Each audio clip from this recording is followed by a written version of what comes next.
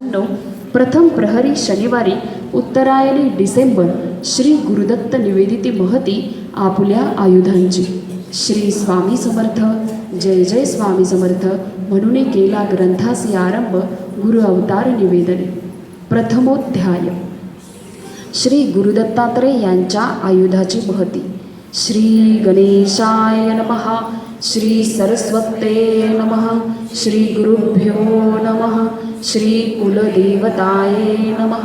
श्री अक्कलकोट निवासी पूर्ण दत्तावतार दिगंबर यतिवर्य स्वामी राजाय नमः. शंख चक्र गदा पद्म त्रिशूल डमरुधारी श्री गुरुदेव दत्त अवतारी तुझ नमो. करीतो दास विनंती सांगावी महती आयुधांची. श्री स्वामी समर्थ राजा श्री वदती राक्षस वधीला. हस्तकी केला धारण पाचजन्य शंखनादे घेई जागृती. संसार संग्रमी मानवा जो अनित्य तोचे लढा देई प्रसंगाशी. संग्रामी करुणी कर्तव्यता जीवनाची मुक्त होई देहधारणेतून कर्मयोगी आत्मा. चक्राचा भाव सतत फिरणे नित्य प्रगटणे हा देहभाव. जो संसार चक्री सापडला त्याला पुनर्रूपी जननम पुनर्रूपी मरणम.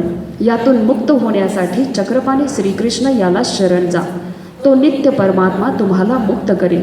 आपण चक्रात अडकलो आहोत याची आठवण हाती असलेल्या चक्रास पाहून म्हणजेच चक्रधारी विष्णूचे ध्यान करून चक्रातून भक्तियोगाने मुक्त व्हाल. गदा धारण केलेल्या गदाधराने वाईट वृत्तीच्या राक्षसांचे डोके गदेने फोडून वाईट वृत्तीचा समूळ नाश केला. तेव्हा हे दासा तू त्या गदाधारण केलेल्या शक्तीचे ध्यान करून तुझ्यातील राक्षस वृत्तीचे पतन कर आणि सच्चिदानंदात विलीन हो. हाती पद्म कमळ धारण केलेल्या श्री विष्णूचे तू स्मरण कर. म्हणजे तुला कळेल कमल पुष्प ज्याप्रमाणे आपल्याला चिखलाने माखून न घेता निर्मल निरज राहते त्याला श्री विष्णू आपल्या हाती धारण करतो. तसे तू जरी वाईट प्रवृत्तीने ग्रासलास तरी सत्प्रवृत्तीमय होऊन वाईट प्रवृत्तीपासून अलिप्त राहा व हरिभजनात भक्तीत लिप्त हो व तुझे शिरकमल श्री विष्णू चरणी लीन कर.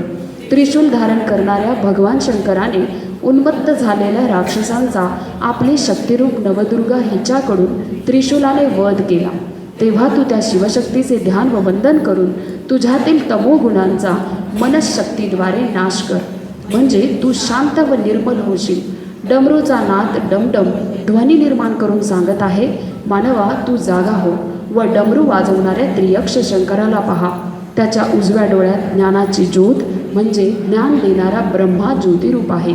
तर मध्य नेत्रात दुष्ट वासना काम क्रोध आदीने मानवाला छळणाऱ्या कलिनामक वृत्तींचा नाश करण्यास श्री विष्णू शक्तिरूप ज्योतीने वास करत आहे.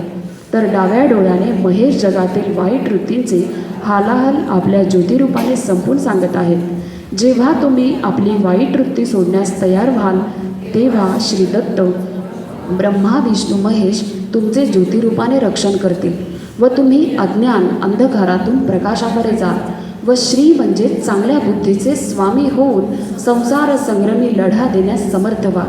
म्हणजेच श्री स्वामी समर्थ व्हाल. घाव घातला वृक्षावरी सुटली समाधी प्रगटली स्वामी दत्त भुवरी. भाग्य उदेले अवणीचे रक्षण करण्यास स्वामी अवतरले. कधी काननी कधी ग्रामी कधी कंटक शयनी वास. योगी याचा राजा हा त्रिलोकीचा परब्रह्म हे जनन नेणती. ज्याने जाणले या ब्रह्मात तोची धन्य. कंटकावरी करी योग बसप्पाला लाधला सुयोग. ठेविला माथा चरणावरी उठल्या आनंद लहरी. ब्रह्मा बसले अंतरी करी बसप्पा सेवा चाकरी. कळले मात जनसागरी जन म्हणे वेडावला बसप्पा. वेड्या संगे नादावला भार्या म्हणे का हो रोज काननी जाता. वेड्याची सेवा करता थोडा तरी विचार भाकरी करता. बसप्पाना चिंता करी भाग्य उदेले तत्परी. रात्रीचा समय झाला स्वामी संगे राणी गेला. तमो राज्य वनश्रीला अवचित व्याळ चमकले वृक्षाला. म्हणे स्वामी रक्षिता ओळखुने अंतरीचा भाव. श्री स्वामी वदती त्याला घेई सत्वर तू व्याळाला. गुरु आज्ञा मानुनी घेतले एक व्याळाला. स्वामी संगे ओटीवरी बसला. स्वामी वदले तुझे भाग्य उदेले. गृही जाऊनी उघडूनी पहा जा आता गृही जा. बसप्पा घरी आला उघडूनी पाहे पडशीला. व्याळ जाऊनी सुवर्ण पावला. आनंदे स्वामी समर्थ गर्जला. सांज वेळी स्वामी बसले वेशी जवळी, तहान भूक हरपून ती नदिनी, आनंदमय सच्चिदानयनी, देखिले जमादारे स्वनयनी, पागल दिसतो म्हणे स्वमणी, करू गंमत पगल्याची, गोष्ट आहे चिलमीची, रिकामी चिलीम दिली ओढावया, स्वामीने स्वीकार केला, चमत्कार तो झाला, धूर निघू लागला चिलमी माझी, झुरके मारती वरच्यावरी, नरमली जमादार स्वारी, तोबा तोबा मारी मुखावरी, म्हणे परवरदिगार मुझे माफ करो, मैं आपका बंदा गुलाम, अब झुकी है शाम, चलिए मेरे मालिक. उभे आले चोळप्पा घरी, ओट्यावरी बैसले अन भाग्य उदयले चोळप्पाचे. स्वामी चोळप्पा घरी राहिले. चोळप्पांची कांता म्हणे चक्रपाणी, राहती मम सदनी, खोड्या करी चक्रपाणी, जेवी सावे यशोदा जननी. तैशीच स्थिती चोळप्पा गृही, लागला लळा स्वामींचा. श्री स्वामी हे दत्तराव, ठसला मनी पूर्ण भाव, ऐकोनी स्वामींची कीर्ती, केव्हा पाहीन स्वामी मूर्ती, म्हणे मालोजी नृपती. जरी ते असती अंतरसाक्षी, जाणून मम हेतू, आताच दर्शन पुरवतील मम हेतू, पळन होता तोवरी, स्वामी प्रत्यक्ष उभे समोरी रायांच्या, आनंदला नृप मालोजी, चरणी ठेविला माथा श्री स्वामींच्या. श्रींच्या सेवेस शिधा अन्न आणि रुपये 200, मासिक दंड दिले चोळप्पासी सरकारी खजिन्यातून. चोळप्पा भक्त सेवेकरी, परिलोभ न सुटे अंतरी, म्हणून अखेरच्या क्षणी दर्शनासी मुकला, तरी तीर्थ घेऊन गेला निजधामाला. साधूसी बरवे नसे प्रपंचगृह, म्हणून जवळ केला वटवृक्ष, भक्तजन करीती दाटी स्वामी सभोवती. सुंदरबाई नामे सेवेकरी, स्वामी सेवनी सदा लीन, मी पणा पुढे सगळे क्षीण, म्हणे स्वामी माझे आधीन, श्री दर्शनासे जाऊ न दे कोणासी, दर्शनाकरता मागे पैका. असेच 2 सेवक अति लोभी तथा नित्य भांडती स्वार्थाने.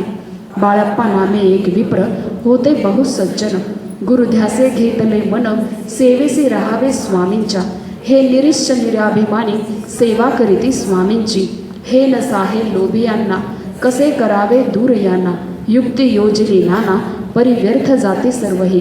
बाळप्पा सेवेसी स्वामी कृपे राहिला, भांडणाचा पाहुणी गलबला, दूर केले बाळप्पाला.